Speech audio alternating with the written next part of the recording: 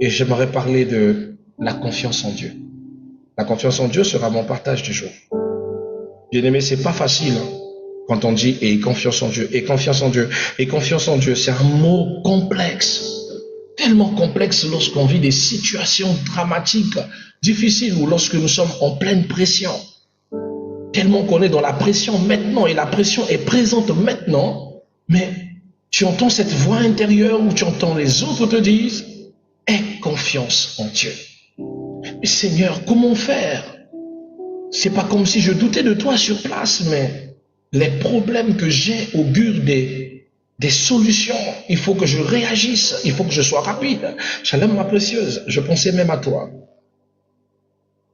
Il faut que je réagisse. C'est des choses souvent qu'on se dit, oui, j'ai confiance, mais je dois payer ma maison. J'ai confiance, mais actuellement, il faut que j'ai quelque chose qui me permette de réagir rapidement. Alors, on va parler de ça. La première des choses qu'on doit se poser comme question, c'est que signifie avoir confiance en Dieu? Qu'est-ce que cela signifie? Qu'est-ce que cela veut dire? Vous savez, la confiance en Dieu est une attitude spirituelle, profonde, qui consiste à s'appuyer entièrement sur Dieu, sur sa parole, sur son caractère et sa fidélité, même lorsque les situations semblent incompréhensibles ou contraires à la logique humaine. C'est-à-dire que nous avons conscience que la situation qui est devant nous, elle est compliquée, elle est dure, elle n'est pas faisable par nos propres forces. Mais nous choisissons délibérément de ne pas mettre notre confiance dans notre capacité à le résolver, mais de mettre confiance en Dieu. Je sais que tu te sens capable souvent de relever les challenges de ta vie. Des fois, tu te dis que j'ai pas besoin de Dieu. Mais ce n'est que là que, quand tu dis que tu n'as pas besoin de Dieu, que tu te rends compte que tu es face à quelque chose aussi, ce n'est pas le surnaturel qui vient t'aider. Alors tu ne pourras pas. Il y a souvent des moments où on a tellement les bras liés, on sait qu'on doit payer un loyer dans 3 jours, et un loyer qui est souvent très cher, mais tu n'as même pas 100 francs. Tu n'as même pas 25 dans tes poches. Et tu ne comprends pas par quelle manière, par quelle force, par quelle volonté Dieu fait grâce avant d'arriver dans les 2 jours, que tu te retrouves avec une activité ou un fait qui met en ta main plus que la somme d'argent de ton loyer, et que tu arrives à payer ce loyer et à faire face au mois prochain. C'est-à-dire, moi, des fois je m'assois, je dis Seigneur, j'y suis. Et des fois je vois d'autres qui ont des possibilités, qui finissent par ne pas payer leur loyer, être chassés de leur domicile. Et je suis face à cet amour, à cette grâce. Je dis Seigneur, comment j'arrive? Et j'entends cette voix qui me dit, aie juste confiance en moi, abandonne-toi à moi. La Bible dit dans Proverbes chapitre 3 verset 5, il dit, confie-toi en l'Éternel de tout ton cœur et ne t'appuie sur aucune sagesse. Dieu ne veut pas que dans la confiance, dans la dimension de la confiance, que tu t'appuies sur ton propre raisonnement. Car avoir confiance en Dieu signifie croire sans voir. Oh oui, cette partie difficile. Croire sans voir, croire que c'est possible, même si tu n'as pas encore vu. Car la Bible dit dans 1 Corinthiens, au chapitre 3, il dit que Dieu est capable de faire les choses que l'œil n'a point vues et ce que l'oreille n'a point entendu. Souvent, bien aimé, on arrive souvent à un degré où on est tellement oppressé, fatigué, mais Dieu, sa main nous soutient toujours. Alors, pourquoi ne pas croire sans voir? Avoir confiance en Dieu signifie obéir sans tout comprendre. Dieu ne nous demande pas de comprendre d'abord avant d'obéir, lui demande d'obéir sans tout comprendre. Un jour, mon père dans la foi m'enseignait la confiance en Dieu comme l'engagement à l'armée. Vous savez qu'à l'armée, il y a le tout premier article militaire qui ordonne aux soldats d'obéir. Il dit, le soldat a l'obligation d'obéir à tout ordre de son hiérarchie. Et s'il veut revendiquer, il doit revendiquer après avoir obéi. Une manière de m'enseigner que je dois d'abord agir selon la volonté de Dieu, mais me poser la question après. Parce que ce que Dieu me demande dans l'instant est nécessaire. Et si je ne comprends pas, que je lui pose la question après, avoir agi selon sa volonté. C'est comme ça que j'ai compris que je dois apprendre à faire d'abord confiance en Dieu avant de me poser des questions. Obéir sans comprendre, c'est ça avoir confiance en Dieu. Avoir confiance en Dieu, c'est avancer sans maîtriser l'issue. Deux fois, tu ne sais pas où ça va t'emmener, mais tu sais juste que Dieu est avec toi. Tu ne sais pas comment tu vas t'en sortir de cette situation, mais tu sais juste que Dieu est avec toi. J'ai eu une situation triste comme ça. On m'a accusé de détournement de fonds lorsque je travaillais encore dans une société aérienne à l'époque, tandis que je ne suis pas lié au fonds. Je ne suis même pas lié au budget. Je faisais partie du service informatique. J'ai reçu une accusation fortuite comme ça, qui m'a valu de me retrouver avec une suspension de contrat temporaire. Et j'ai été mise hors de l'entreprise pendant le temps d'examination. Sans forfait, sans salaire. J'avais mal, j'ai dit Seigneur, je n'ai pas volé, je ne sais même pas ce qui se passe. Pourquoi je suis lié à ça? J'ai pleuré les larmes de mon corps. Et le Seigneur m'a dit, aie confiance en moi. Juste laisse-moi faire ce que je dois faire. Toi juste patiente, reste dans la foi, reste dans la prière, reste dans la constance, reste dans le travail. Dieu va te bénir. Et je continue à méditer, à prier, à faire l'œuvre de Dieu. J'avais mal de l'accusation. J'avais mal car j'avais perdu mon travail comme ça. Bien-aimé, 2 semaines plus tard, je reçois un appel de la RH qui me dit, Monsieur Wamba, on a besoin de vous ici rapidement, venez. Et je me suis habillé, je me suis dit, Seigneur, je ne sais pas où je vais, je ne sais pas qu'est-ce qu'ils vont dire. Peut-être qu'ils vont mettre tout le tout sur moi. Peut-être qu'ils vont rompre définitivement mon contrat. Mais ce que je sais, c'est que tu es mon Seigneur, tu es mon Dieu. C'est que ta houlette, Seigneur, et ton bâton me rassurent toujours. Alors je vais. Et quand j'arrive, je vois le RH qui m'amène dans son bureau. Il est en train d'arranger un papier rapidement. Et je me suis dit, Seigneur, il fait quoi? Et le RH me parle enfin, il me dit, oh, Monsieur Wamba, toutes mes excuses. J'étais en train d'apprêter le licenciement de certaines personnes ici, donc toutes mes excuses. Après, il me dit, rassurez-vous, ça ne vous concerne pas. J'ai dit, waouh. Voilà, si je vous ai appelé, c'est que en quête faisant, vous êtes une leçon. En réalité, quelqu'un vous a accusé. J'ai dit, Seigneur, qui? Dans mon cœur, je dis, Seigneur, qui m'a accusé? C'est là où le RH m'explique que non, en fait, il y a un problème lié à la comptabilité. Lorsque vous avez fait les achats matériels, il y avait monsieur un tel qui a soutiré une affaire de près de 6 millions de francs CFA. Et que, quand vous étiez ensemble dans la même équipe, et que ce n'était pas vous celui qui exécutait, mais il a mis votre nom en amont et dit que c'est vous qui avez fait la souscription de cette somme. Mais nous avons revérifié dans vos comptes et dans toute la traçabilité, vous n'avez jamais sous-signé à cette somme. Et c'est lui qui a pris cet argent en votre nom et l'a mis dans son compte. Je dis, waouh! Mais comment ça s'est passé? Oh non, c'était en complicité avec la comptabilité. Mais on les a tous récupérés et nous préparons leur licenciement. Déjà, il y a la gendarmerie qui les attend à la porte. On est désolé de vous avoir causé ce désagrément. L'entreprise vous accorde quelque chose comme compensation pour le désagrément et vous ordonne de reprendre le service déjà demain. Et rassurez-vous, Monsieur Wamba, félicitations, vous avez reçu votre augmentation. Vous passez chef du service informatique ici. Maintenant, c'est vous qui allez superviser toutes les actions, achat, préparation, traitement du matériel, c'est vous. Bien-aimé, une humiliation que Jésus a transformée en un sujet de gloire. Une blessure que Jésus a transformée en une élévation. J'ai envie de dire ceci. Vous savez, Dieu peut souvent vous faire passer par des chemins compliqués. Il peut permettre que même l'ennemi essaye de mettre le doigt sur vous. Mais ayez confiance en lui. Et avoir confiance en lui, c'est souvent même avancer sans voir l'issue. Ce n'est pas parce que vous ne voyez pas le bout du tunnel que vous êtes seul. Sachez que à la fin de la route, c'est l'Éternel qui marche avec vous.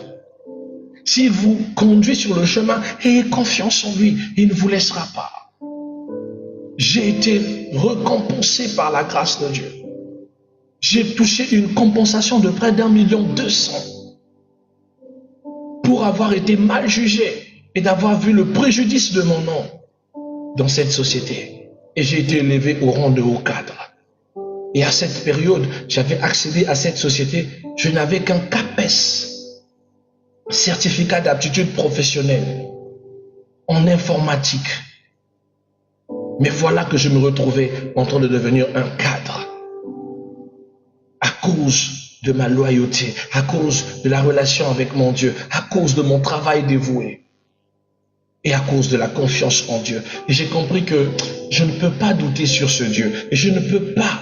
Des fois, je ne sais pas ce qu'il prévoit demain. Je ne sais pas ce qu'il va faire avec moi demain. Mais je sais qu'il est avec moi. Et s'il est avec moi, alors je n'ai pas peur. Pourquoi avoir peur lorsqu'il est avec moi? Avoir confiance en Dieu, bien aimé, c'est se reposer sur Dieu quand l'homme est dépassé. Quand vous vous sentez dépassé, déposez-vous sur le Seigneur, je n'ai que toi.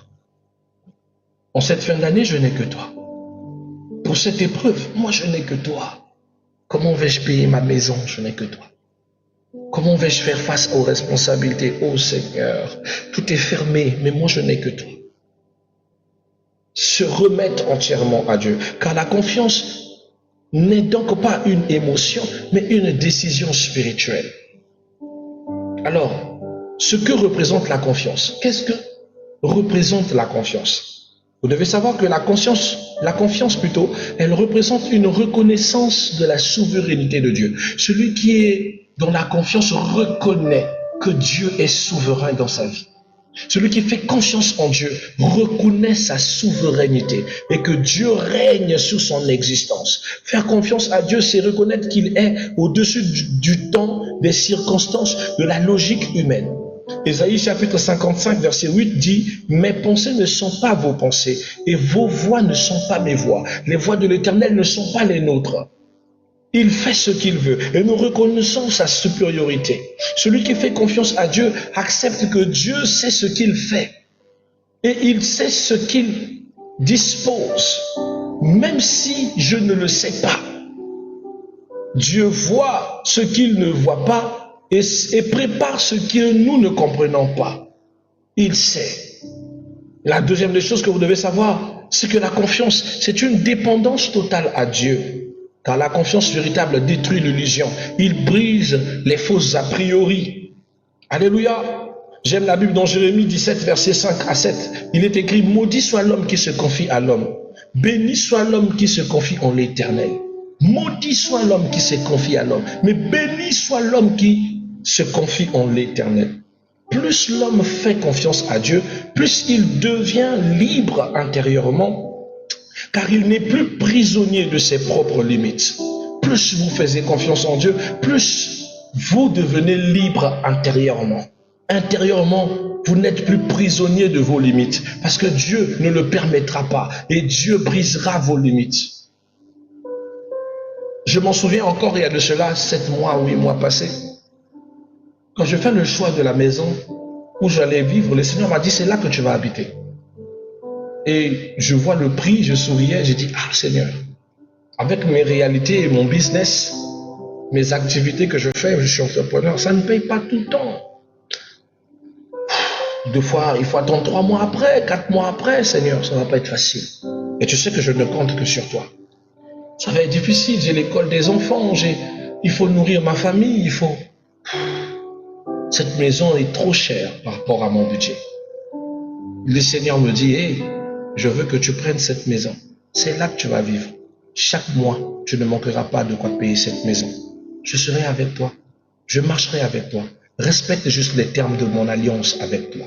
Je dis, Seigneur, comment? Est-ce que dans cette maison, je peux mettre même des épargnes? Il dit, je suis ton Dieu. C'est moi qui te dis, prends cette maison. J'ai appelé mon épouse, j'ai dit, chérie, j'ai trouvé une maison, viens vite. Quand elle est arrivée, elle n'a pas discuté de 2 mesures, elle a vu la maison, elle a dit, c'est ça qu'on va prendre cette maison. Ça va faire 8 mois à 7 mois que nous sommes là. Nous n'avons aucun arriérage, nous n'avons jamais touché notre caution, la caution est intacte. Chaque mois, Dieu me fait grâce d'honorer ce grand nombre. 2 fois même, quand je m'y attends le moins. Il donne de quoi manger mes enfants. Mes enfants fréquentent dans une école très responsable. Donc c'est très cher. Il faut payer aussi l'école des enfants. Il ne me laisse pas, il ne m'abandonne pas. Et je reste, je dis, Seigneur, comment vivre comme ça? Surtout quand tu as fait le choix de prêcher l'évangile, mais un évangile où tu ne demandes l'argent à personne. Pour certaines personnes qui s'appuient sur l'argent des fidèles, ok, mais moi, vous m'avez déjà vu faire un Mabonza ici ou un Titani. Je ne compte que sur Dieu. Je n'ai confiance qu'en Dieu. Je ne vis que pour lui. Comment, Seigneur? Il m'a dit, vas-y, je suis avec toi. Avoir confiance en Dieu, bien-aimé, donne de la paix intérieure à votre cœur. Il dit, Seigneur, je dois payer la connexion d'ici, je dois payer la connexion de là-bas. Jusqu'à ce que Dieu touche une sœur et dit, papa, la connexion de là-bas, c'est moi qui va payer. Ne t'inquiète plus pour ça. Je dis, oh Seigneur, comment est-ce que tu fais ces choses? Comment est-ce que tu t'organises pour que, Seigneur, ton serviteur reçoive la paix? Pour que je puisse faire l'œuvre de Dieu en toute tranquillité. Tu touches des cœurs pour nous soutenir. Merci Seigneur Jésus. Je n'ai même pas parlé de ça, mais elle a porté ça dans son cœur. Je veux dire à quelqu'un ceci. Dieu est avec toi, juste fais confiance. Deux fois tu te dis, non, je suis fatigué, je ne vais plus marcher sur ce chemin-là. Mais aie confiance. Si c'est Dieu qui t'a mis sur ce chemin, si c'est Dieu qui t'a donné ce travail, si c'est Dieu qui t'a mis dans cet endroit, si c'est Dieu qui... Aie confiance en Dieu. Je vous fais rire. Depuis le mois de novembre, vu les situations électriques de mon quartier, j'ai décidé que je dois quitter le quartier. J'ai dit, je dois quitter cette maison. Mais dans mon cœur, j'ai oublié que ce n'est pas moi qui ai choisi cette maison. C'est Dieu qui a choisi cette maison. Mais il y a passé des moments où on faisait une semaine, il n'y a pas de courant, 2 semaines. Le courant venait quand il veut, ils sont pas quand il... Le courant du Congo Brazzaville. Je me dis, Seigneur, comment vais-je m'en sortir? Non, je vais changer de maison. Je vais prendre une maison à Mungali parce que ça me coûte cher et payer le transport des enfants qui fréquentent à Mungali pendant que moi je suis à la Tchémé, ça ne va pas. Dieu sait me confondre. Il me montre une maison. Il me montre une accessibilité de prendre cette maison. J'arrive, la maison, je la rate. Plus tard, après, elle est disponible. Elle est disponible lorsque je prends l'argent que j'avais mis de côté pour le loyer, pour, comment on appelle ça, le bail, et que je paye le loyer avec. Donc, je n'ai plus la somme, la maison me revient. Je paye encore cette maison. J'insiste, je dis, Seigneur, fais-moi grâce, il me donne encore l'opportunité. Après, il me pose la question de savoir, est-ce toi qui t'es mise là où tu es? Je dis, Seigneur, mais il a dit, reste où tu es. Jusqu'à ce que moi, je te dis de quitter l'endroit où tu te trouves. Tu me fais confiance. Je sais comment il travaille. Je sais que si je quitte, bien qu'il m'ait donné la possibilité de partir, je vais vivre la sécheresse où j'irai. Vous savez pourquoi? Quand vous quittez la volonté de Dieu, vous n'emmènerez que malchance sur votre chemin. Quand vous quittez le chemin que vous pensez dur, or que vous êtes sur le chemin où Dieu vous bénit malgré la difficulté, bien aimé, vous allez rater des bonnes choses sur votre chemin. Il y a des choix que vous prenez, elles paralysent tout ce qui vous entoure. Toutes les portes, même extérieures, et génèrent que des combats sur des combats. Mais il y a des endroits où si vous vous trouvez, tout se passera mieux pour vous. Voilà pourquoi, bien aimé, même là où vous souffrez actuellement, c'est le choix de Dieu. Si vous allez trop loin, vous souffrirez plus que ça. Vous allez même abandonner votre foi. Et pourtant, là où vous souffrez, Dieu vous donne à manger, ne vous laisse pas mourir de faim. Il paye pour vous. Il fait tout que vous ne manquez pas de quoi faire face à vos responsabilités. Mais pourtant, malgré tout ça, vous vous sentez que vous souffrez lorsque vous avez un Dieu qui prend soin de vous. Est-ce que c'est bien ça? Dieu est vraiment merveilleux. Vous devez savoir que, bien aimé, avoir confiance en Dieu implique une foi active et obéissante. Car la confiance se manifeste par l'obéissance, même quand l'ordre divin semble étrange. La Bible dit dans Hébreux 11, verset 8, il dit, c'est par la foi qu'Abraham obéit, sans savoir où il allait. Abraham savait qu'il devait offrir son enfant, mais il a eu confiance car il savait que Dieu est avec lui. La confiance précède souvent la compréhension. Et Dieu explique après. N'attendez pas qu'il vous explique pendant. Jamais. Écoutez juste l'ordre et faites. Et c'est après que vous comprendrez pourquoi Dieu vous a dit de faire ça. Et c'est ce moment-là que vous comprendrez. Dieu a demandé à Abraham, il lui dit, prends ton fils Ismaël et prends sa mère Agar, mettez-lui hors du camp. Laisse-les partir. Abraham sous le champ, c'est un choc, c'est son premier-né qui part comme ça. Mais Dieu sait pourquoi il a ordonné à Abraham de libérer son fils Ismaël. Les Ismaélites sont devenus un peuple puissant, plus riche. Ismaël ne devait pas prospérer sous Abraham. La gloire d'Isaac appartient à Isaac. Souvent Dieu peut pousser à ce qu'on te chasse. Souvent Dieu peut pousser même l'homme que tu pensais, l'homme de ton cœur, te répudier. Souvent Dieu peut te pousser à perdre ta femme. Que cette dernière pète un câble et se met à fermer les bagages et s'en aller. Parce que toi tu pensais que c'est ta femme. Jusqu'à ce qu'il te donne réellement l'os de tes os. La femme selon la stature même de sa création. Et ce jour-là, tu t'assois, tu dis, Seigneur, je n'avais pas compris. Moi, je voulais aller au fond de mon mariage. Je voulais finaliser tout avec elle. Tu ne m'as pas permis, Seigneur, de l'épouser devant toi, de l'épouser devant la justice. Or que tu voulais m'épargner de m'attacher. Parce que ma côte criait encore quelque part. Et c'est là où tu t'assois, tu dis, waouh! Ton plan est glorieux, Seigneur. Et ça, moi, je l'ai vécu. Parce que j'ai pensé que mon bonheur était ailleurs. Mais quand j'ai rencontré enfin mon épouse, j'ai compris que non. Et j'ai remercié toutes ces femmes qui m'ont fait du mal, tous les ngoumins que j'ai reçus. Merci à toutes ces femmes. Si vous ne m'avez pas blessé, je ne rencontrerai pas l'amour aujourd'hui. Donc il y a des moments, bien aimés, ayez confiance en Dieu. S'il permet certaines choses sur votre vie ou dans votre vie, parce qu'il vous emmène quelque part qui est meilleur. Et vous ne reconnaîtrez pas la valeur de ce quelque part si ces personnes ne vous font pas du mal. C'est triste, mais c'est comme ça. Alors acceptez les rejets que vous avez reçus, les jugements que les gens ont fait sur vous, les critiques qu'ils ont colportées sur vous. Ça ne vous enlève rien. Mais sachez que votre Dieu utilisera le même canal pour vous faire du bien et élever un témoignage de paix, de joie dans votre cœur. Alléluia.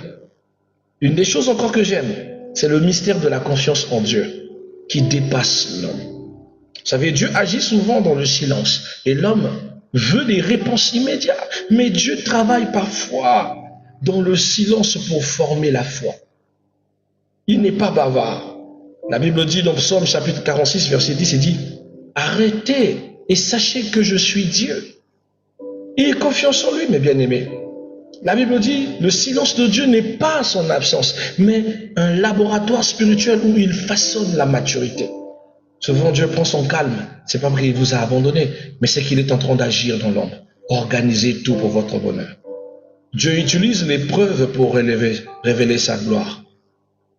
Ce que l'homme voit comme une perte, Dieu la transforme en plateforme de révélation. Ce que tu vois aujourd'hui comme difficile, Dieu va l'utiliser comme un outil pour ta propre bénédiction. Romains chapitre 8, 28 dit ceci. Nous savons que toute chose concourt au bien de ceux qui aiment Dieu. Nous savons. Et souvent même le malheur peut concourir à votre bénédiction. C'est même la parole qui dit, à toute bonne chose, malheur est bon. La confiance permet de voir au-delà de la souffrance immédiate. Quand vous avez confiance, vous pouvez voir au-delà de la souffrance, au-delà de la souffrance immédiate. Souvent, je vois l'épreuve, mais j'ai tellement confiance en Dieu que mon épreuve devient petite comme ça. Je vois la situation, je dis à mon épouse, n'aie pas peur, on va passer ce cap. On va y arriver, chérie. Et te regarde, te dit, oui, toi, tu as ta foi là vraiment, et la confiance. Et on passe des temps où je suis le seul pilier. Avant, elle m'aidait, mais elle vient de mettre au monde, elle ne peut pas travailler, elle ne peut rien faire. Donc je suis seul à porter toutes les fardeaux, les charges. Et on est là, Ebenezer. Ebenezer, nous sommes là. Apprenez à avoir confiance en Dieu. Dieu demande la confiance là où la logique échoue. Là où la logique échoue, mettez la confiance. Pierre marcha sur les eaux. Et une image puissante de ce mystère nous prouve que tout est possible. Quand Pierre, écoutez, le Seigneur lui dit, viens. Et Pierre marcha sur les eaux. Matthieu chapitre 14, verset 29. Mais qui peut imaginer qu'un homme marche sous les eaux? Pierre l'a fait, comme il a vu Jésus le faire dans le surnaturel. Alléluia. Donc je vous conseille ce matin de surenchérir votre cœur par la confiance. Car celle-ci va semer dans votre cœur ce qu'on appelle par les fruits spirituels. Des fruits spirituels qui vont emmener beaucoup de bonnes choses dans votre cœur. Celui qui a confiance en Dieu aura la paix intérieure. Celui qui a confiance en Dieu aura la stabilité spirituelle. Celui qui a confiance en Dieu, le courage sera son partage face à l'avenir. Il n'a pas peur de l'avenir parce qu'il sait qui est son Dieu et qui marche avec lui. Celui qui a confiance en Dieu a une foi éprouvée et une foi qui est capable d'aller jusqu'à la victoire. Celui qui a confiance en Dieu est une relation plus profonde avec Dieu. Gardez la confiance en votre Dieu. Ne laissez personne briser votre foi, briser votre espérance que vous avez placée en Dieu. Car faire confiance en Dieu, ce n'est pas comprendre tout ce qu'il fait, mais croire fermement que ce qu'il fait est toujours bon et juste. La confiance en Dieu est un chemin spirituel, souvent mystérieux, mais parfois douloureux, mais toujours glorieux. Et je vous la recommande, comme un médecin recommande un produit à ses patients. Apprenez à lui faire confiance. Seigneur, je te fais confiance. Je te fais confiance. Seigneur, je sais que c'est difficile, mais moi je te fais confiance. Je sais que ça a l'air compliqué, mais je te fais confiance.